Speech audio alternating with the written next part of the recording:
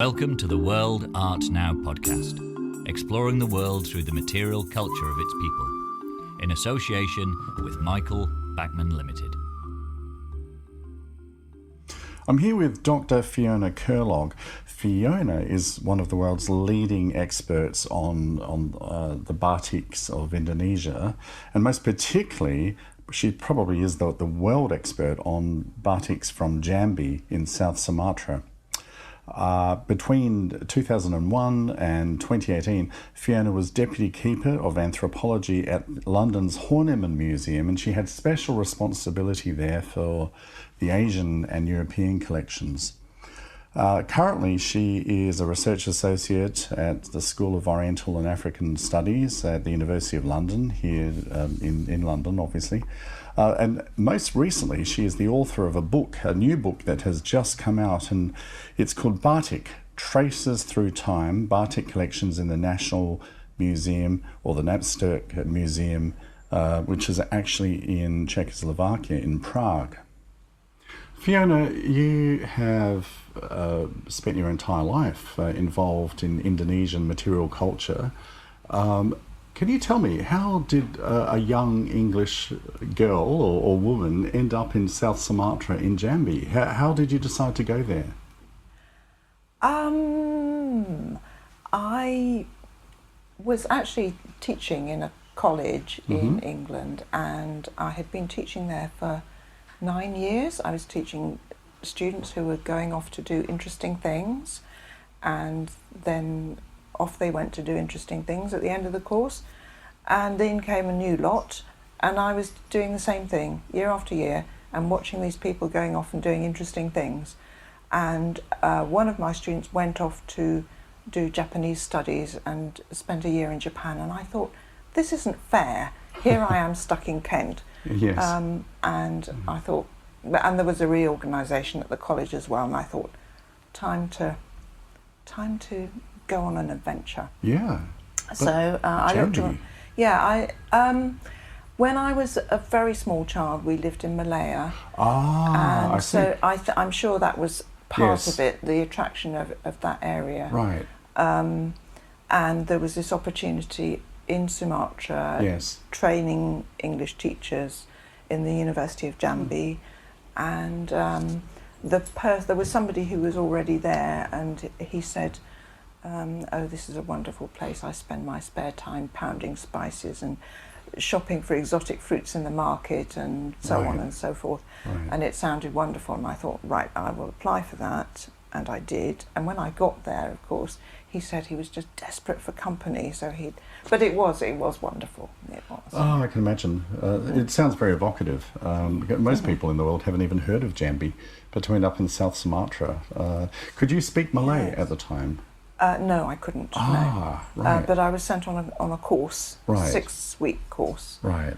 And I actually learnt enough to get by in the market and on the bus and that sort of thing. Yes. And then when you're teaching English, the whole trick is to speak English to your students all the time. Indeed. So it took actually quite a long time for me to get my Malay or Indonesian. That's an interesting point. I speak. lived in Jakarta for a couple of years, and I had the best intentions of learning Indonesian perfectly and so on. And I found that almost every Indonesian I came across did not want me to speak Indonesian to them. They wanted me to speak English so they could learn English. Yes. Even my driver, everyone. It was kind of frustrating. So you're there for. How old were you when you first went there? That's a difficult. I was not a young person. I'm trying to remember. I think I might have been in my 30s. Okay, I was right. in my 30s, right. late 30s. And then after Jambi, you came back to the UK, and then you did a PhD on. What was your PhD? What was your doctorate thesis on? My doctorate thesis was on the batiks of Jambi. Right. And I had got interested in batik initially as a hobby while I was in Jambi. Because there wasn't much to do. Nice girls didn't go out in the evening. And you being a nice girl, of course. I had to. I had to behave. Yes. Because you are sort of representing your your culture in a way. Mm-hmm.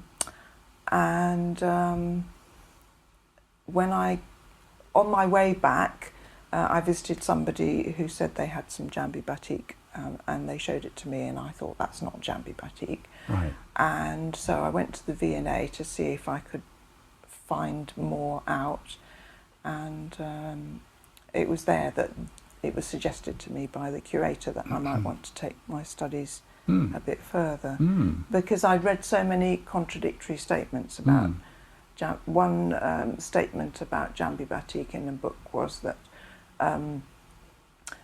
you could tell Batik from Jambi by its characteristic red colour, and another statement said if the Batik's got red in it, it's not from Jambi.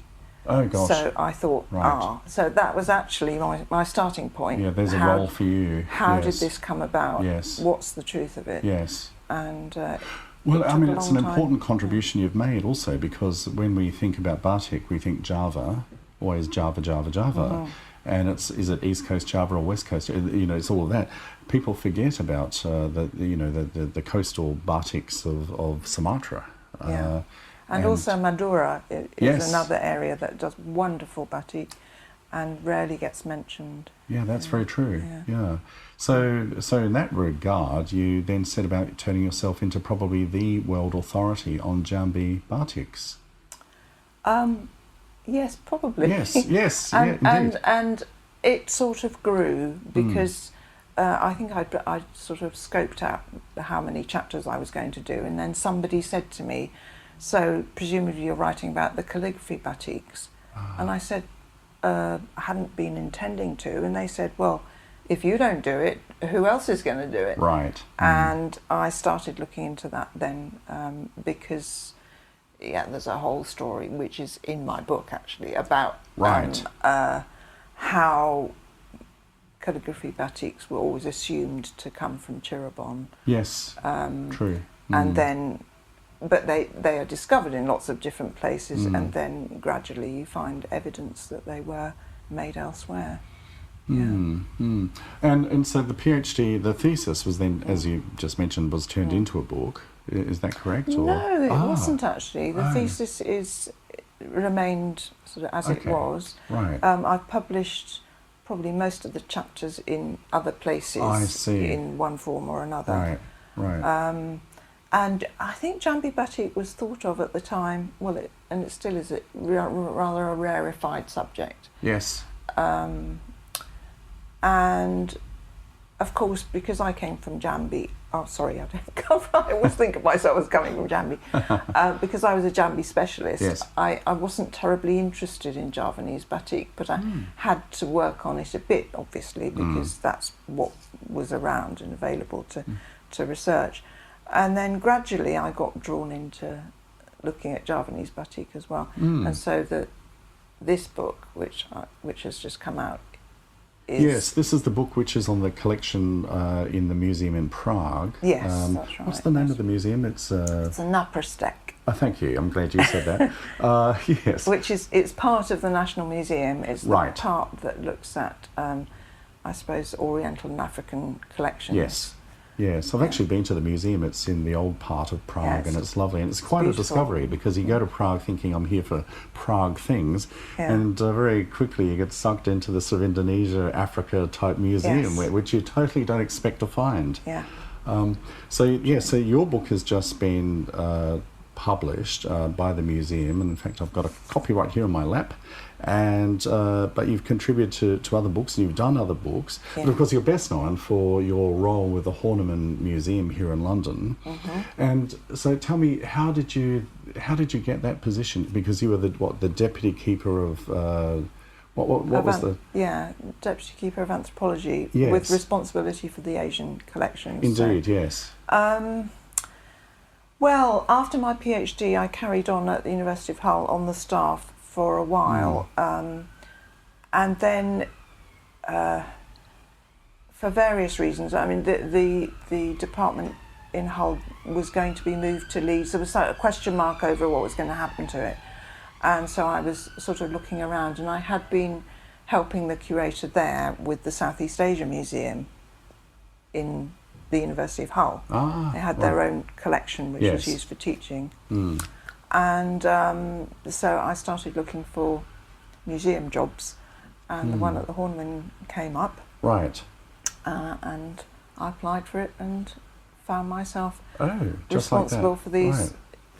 Well, I applied for 1 or 2 other jobs first, but I'm really glad I didn't get them, because the Horniman was brilliant. Yeah. Well, I guess the Horniman is a smaller museum, and so you would have been more empowered, and perhaps compared to if you'd been lost into the vortex that might be the British Museum or something like that, you would have had more of I suppose, like your own fiefdom, your own area, would you say? Yeah. Yes, there is definitely that about it. I think it's quite nice being, I suppose, a larger fish in a smaller pond. And less bureaucracy, I guess, and you can make decisions more quickly, perhaps. You could back then. I don't know what it's like now, right. But back then, yes. And lots of opportunities to curate exhibitions. So if you're in a big museum, you probably aren't able to do that often. I think that's right. I think it's very political as well. You've got to fight your way to the top and fight your way for rooms and then you might be scheduled for an exhibition that you can put on, which is great for your CV, but it might be in 4 or 5 years' time. Yes. Whereas I guess you were more. I went to some of your exhibitions at the Horniman, and it always struck me as, the Horniman has a lot of things and it covers a lot of areas, but for me, the Indonesia focus was always very strong. And I think it's because you were there driving it. Yes, it was entirely due to you. And so it shows that what you could do in a smaller museum like that. Yes, but, well, I think I was, one of the reasons I got the job was my interest in textiles, and they had already planned a gallery is perhaps too big a word for it, but a textile space, and they wanted to have exhibitions which would change every year, and so I couldn't do Indonesia every year. So I did exhibitions. There was a Cambodia one. We did a Romania one. Lots of. I had to learn about lots of new things, which is a lovely thing to do. Yes. I had to go to places. Which was also very interesting, to research them. And the Horniman's one of those museums in the UK that has a lot of old colonial pieces and so on, and so you've got a lot of excellent, provenance material to work with. Lots of excellent, provenance material. I hesitate over the word colonial, which has got all sorts of connotations at the moment. Yeah. And Frederick Horniman was a Quaker, so there's very little from a military background at all, and an awful lot of the material there was given to people who were working overseas, and when you've been given things and your children aren't interested in them, you can't sell them, you can't throw them away, and they get offered to museums, and that gift is preserved. We were actually thinking about doing an exhibition called The Gift, about how objects are so often imbued with that aspect of being a gift and treasured for that reason, because they have all these memories and connotations. Yes. Of friendships made overseas very often, and then partings. And, were there items because of the Quaker connection as well? Was that did things come? I know, like for example, in Germany, there's a lot of things that have come to museums, say from Sumatra, from Batak areas, because of the Lutheran proselytizing type. Is there a similar sort of thing with the Quakers? Not a lot, but Frederick Horniman's father was perhaps a stronger Quaker than Frederick. In order to get anywhere, you had to not be a Quaker in Victorian England. You couldn't. For example, he became an MP. He wouldn't have been able to be an MP as a Quaker. But the father had established a mission in China, in the place where they were getting the tea from, and there were missionaries who would bring back things. When they were on furlough in the UK, they had to give talks, and so they would bring things back to illustrate the talks. Actually very similar to what I do. I bring things back to illustrate talks. Yes, and then those indeed. ended up in the museum. Right. And they're particularly interesting because they've been chosen to illustrate the culture out there, wherever, Right. India or China or Right. Sri So, Lanka. since leaving the Horniman, you've been working as an independent researcher and author, and you've written quite a lot. And this new book, which has just come out, called Batik Traces Through Time, the Batik collections in the National Museum and the Napastek Museum in Prague. It's a lovely looking book and hardcover. How were you approached to write this book, given that they're in Czechoslovakia and so on? How did they know to come to you? It's a fairly long story, but I'll try to keep it short. Okay. I was convening a panel at a conference in Naples, and you send out a call for papers, and one of the people who offered a paper for this panel was the Asia curator at the Napastek Museum. Okay. So she came and she gave a presentation about a woman who had collected in Indonesia, actually. And it was a brief presentation because Dagmar's area was actually India, not Indonesia. Right. But we kind of made friends then, and then I was invited to go over to Prague to look at their collections, and then she came over to help with cataloguing some of our Indian collections, and so this sort of collaboration developed. So I had already done another book with the Napastek, in fact about the collections of this woman who had made a collection in Indonesia. And then this one was a labour of love, because this is really, what I wanted to do. Yes, this is your thing. This is my. It's not exactly my swan song, but it sort of feels. No. But it was just such a fabulous opportunity, because they have good batik collections which hadn't been researched before, hadn't been published before. Right. But I was also able to use that as a framework to explore lots of questions in batik which had not been answered properly in previous publications. Right. And so with their batik, because you're coming across an entirely new batik collection for the first time that's almost never been published, were there many surprises? And also, did you find, were there many Jambi batiks? I was surprised to find that there were really? Jambi batiks. Oh, wow. Yes. Yes, because the Jambi batiks are quite unusual in the sort of batik collection world. There were some batiks of types which I hadn't come across before. Wonderful. So yes, that was great. And tell me about the preservation. How is it, and has it been looked after, or how would you describe it? It has been looked after. It's so they were all rolled up and wrapped and stored. To that extent, in a good dry environment. They didn't have state-of-the-art storage facilities, but pretty good, I would say.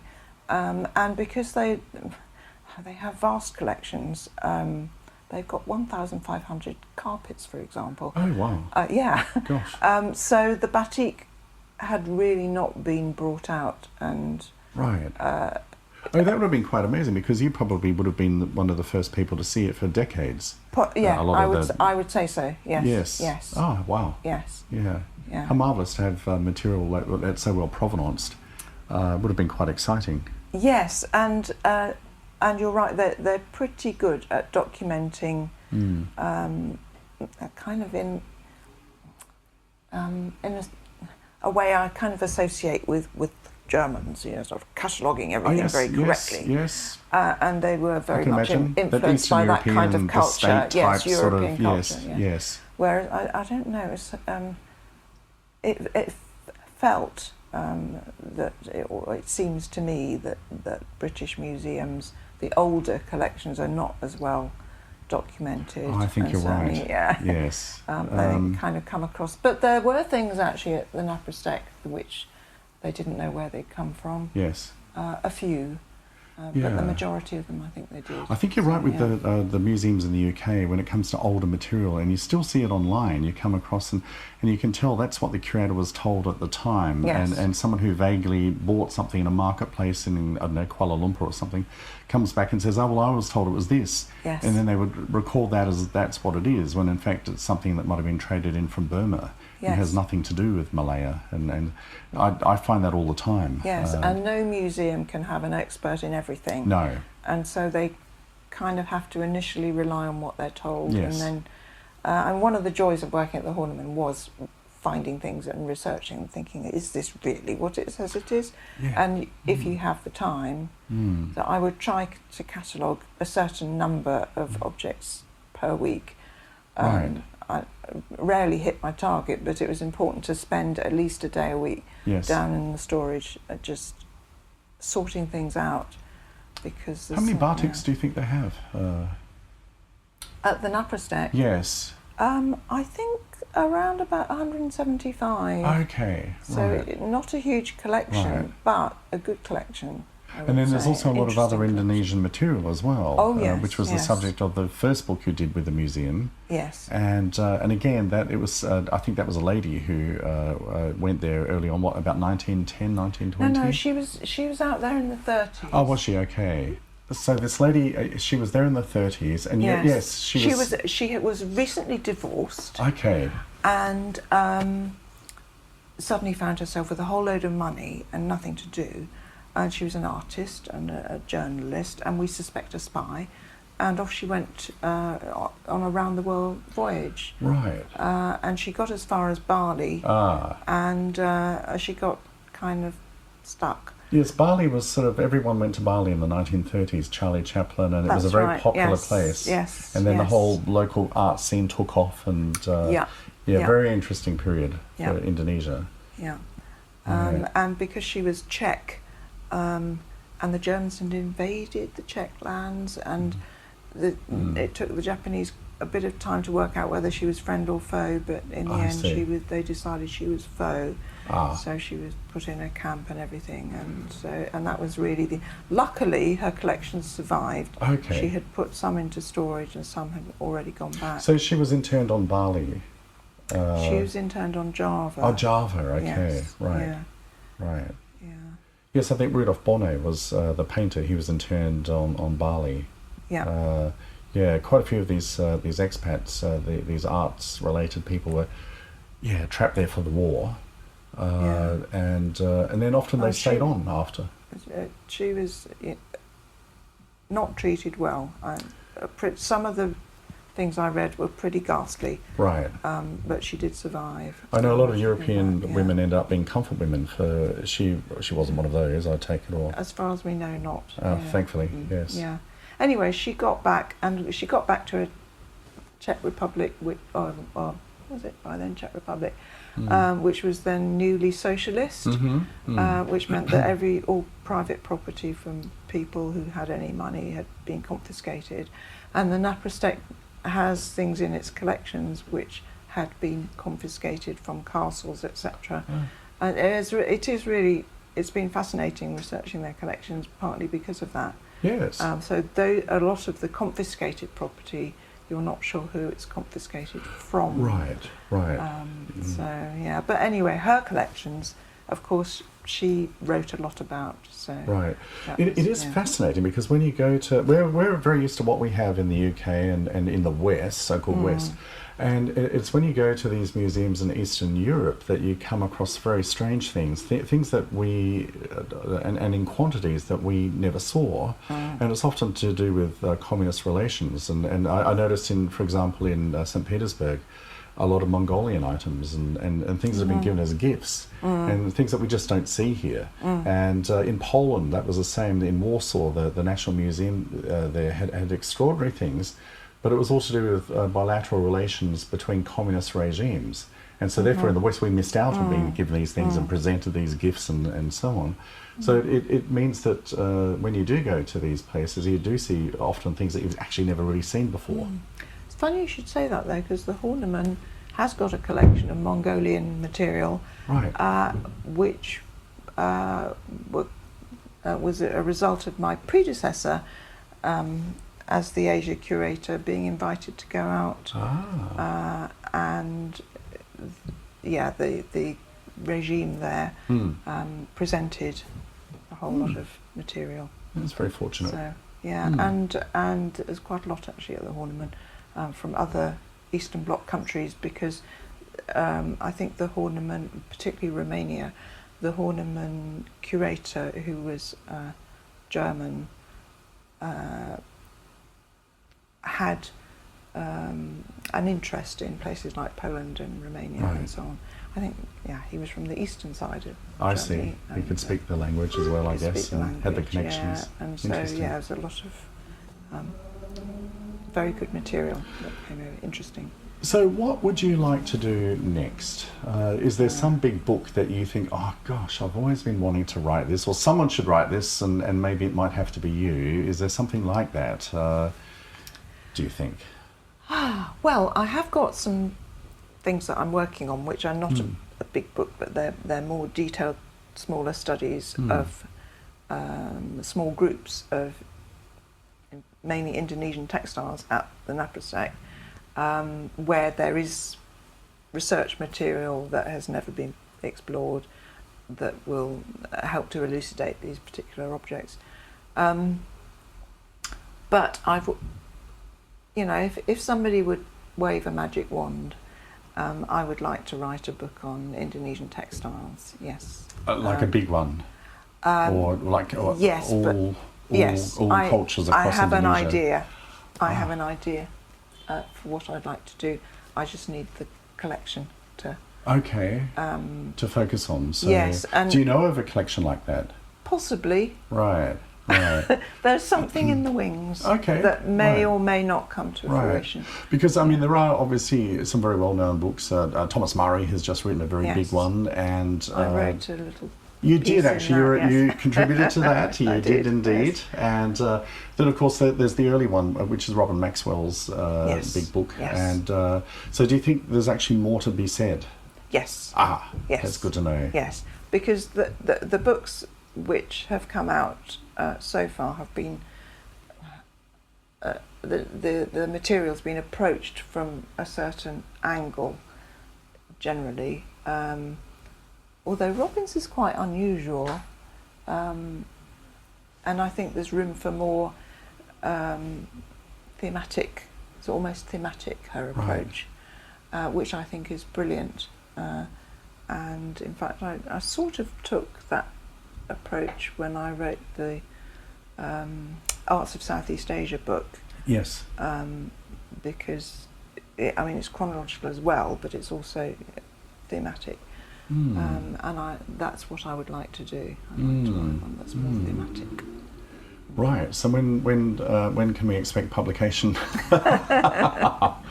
Well, I'm waiting to hear from somebody who approached me to see whether that's actually going to happen or not. Okay, marvellous. And also what precisely my role would be. Yes. But then if that doesn't happen, then I'm sitting here waiting for somebody to who's got a wonderful collection that needs to be written about. Fantastic. Yeah.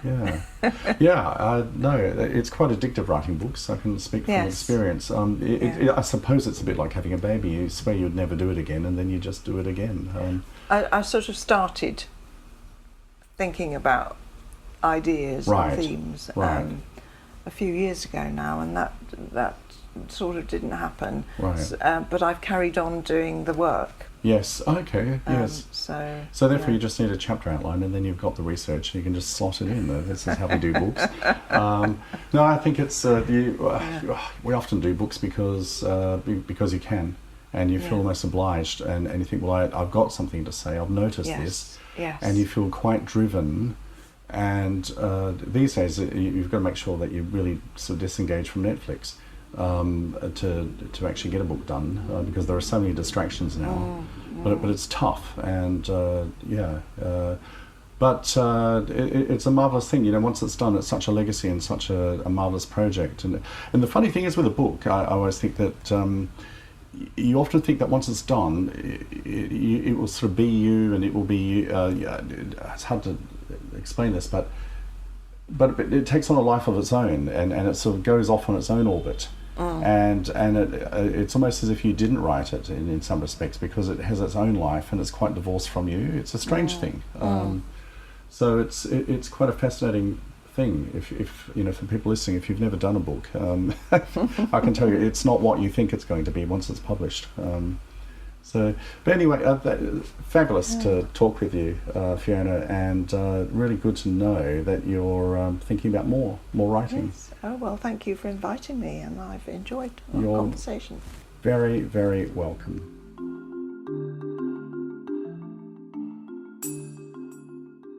You have been listening to the World Art Now podcast in association with Michael Backman Limited. To hear more, visit worldartnow.com.